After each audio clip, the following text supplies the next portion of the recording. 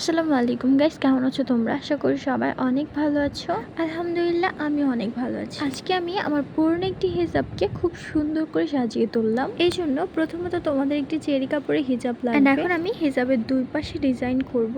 আমি এখানে সুতো দিয়ে কয়েকটা ছোট ছোট ডেইজি ফুল বানিয়েছি। আসলে হিজাবের কালারটার সাথে ফুলগুলি খুবই সুন্দর লাগছিল। হিজাবের দুই পাশে আমরা ডিজাইন করব।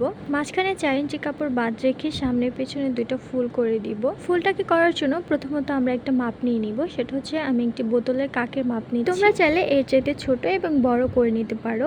বোতলের কাকটিকে বসিয়ে চারপাশে ঘুরে ঘুরে পেন্সিল দিয়ে দাগ দিয়ে নিব। এরপর মাঝখানে দুই কিনারা থেকে দুইটা দাগ দিয়ে নিব। ক্রস চিহ্ন এঁকে তার মাঝখানে আবার কয়েকটা দাগ দিয়ে নিব। মোট 8টা দাগ হবে এখানে। এটা দেখতে একটা চরকা টাইপের হবে। দেখুন সামনে থেকে দেখিয়ে দিচ্ছি কিরকম হয়েছে ডিজাইনটা। এখানে মোট ফুলের 8টা পাপড়ি হবে। ফুলটাকে সুন্দরভাবে বানানোর জন্য এখানে আমি একটি ফ্রেম নিয়ে নিচ্ছি মাঝারি সাইজের। ফ্রেমটিকে প্রথমত ভালো করে কাপড়ের উপর বসিয়ে নিলাম। খেয়াল করে চারপাশে কাপড়টিকে টাইট করে বসিয়ে নিতে হবে এই ফ্রেমটির মাঝখানে। এরপরে আমাদের সেলাইটি করতে হবে। এখানে ফুলটি করার জন্য প্রথমে আমি সাদা রঙের সুতা নিয়ে নিয়েছি। তোমরা চাইলে এখানে লাচ্ছি সুতা অথবা রেশমি সুতা ইউজ করতে পারো, তবে সেলাইয়ের কাজের জন্য লাচ্ছি সুতাটা সবচেয়ে বেশি সুন্দর। এখানে আমি গাড়ি সুতা ইউজ করেছি। গাড়ি সুতা দিয়ে আর লাচি সুতা দিয়ে করলে দেখতে সেমই লাগে, বাট গাড়ি সুতাতে 1 পাল্লা অথবা 2 পাল্লা দিয়ে হয় না, এখানে 3 কি 4টা পাল্লা লাগে। আর লাচি সুতাতে মাত্র 2টা পাল্লা নিলেই হয়ে যায়।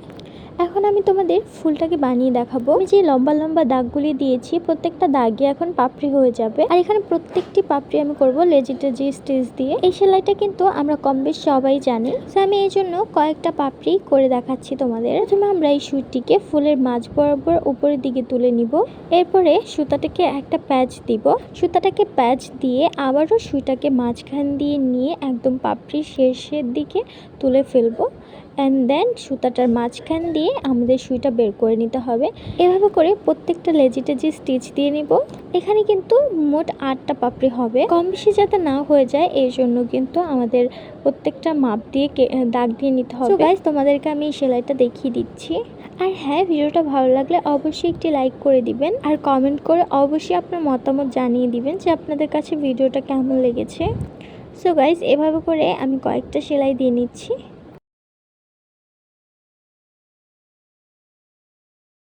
সেম ভাবে আমি আরও কয়েকটা লেজিটেজি স্টিচ দিয়ে নিব।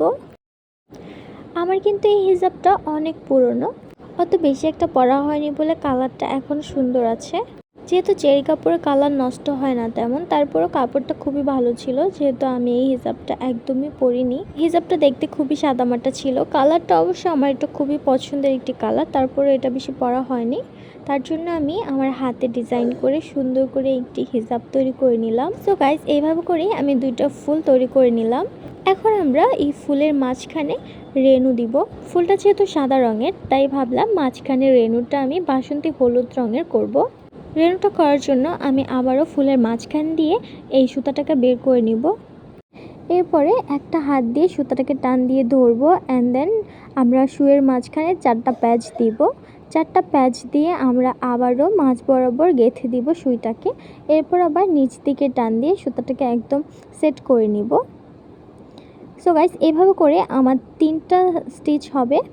এভাবে করে 3টা স্টিচ করে নিব। তোমরা চাইলে কিন্তু তার বেশিও করতে পারো। আমার কাছে এখানে 3টাই পারফেক্ট মনে হয়েছে। যেহেতু আমি এখানে চিকন সুতা নিয়েছি তার জন্য দেখতে একটু ছোট ছোট দেখা যাচ্ছে, বাট যদি এই সেলাইটা লাচ্ছি সুতা দিয়ে করা যায় তাহলে কিন্তু খুবই সুন্দর হবে, দেখতে খুবই ভালো লাগবে। সো গাইস, সেম ভাবে আমি ফুলের রেনুটাকেও তৈরি করে নিব।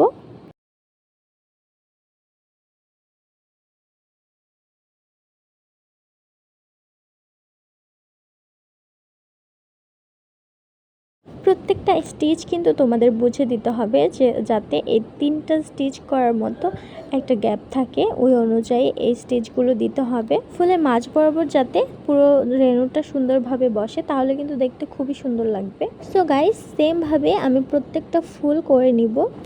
প্রত্যেকটা ফুলে এইভাবে করে নিব। এখানে যেহেতু চিকন সুতা নিয়েছি, যদি তোমরা চিকন সুতা দিয়ে করো তাহলে কিন্তু অবশ্যই সুতাটাকে বারবার টেনে টেনে খেয়াল করে রাখতে হবে, না হলে কিন্তু এখানে গিট লেগে যাবে। সো গাইজ, আমার কিন্তু এখানে ডেইজি ফুলটা একদম কমপ্লিট। ওটা কেমন লাগলো অবশ্যই কমেন্ট করে জানিও, আর সাথে আমার হিজাবটা কেমন লেগেছে সেটাও জানিও। আজকের জন্য এই পর্যন্তই। আল্লাহ হাফেজ।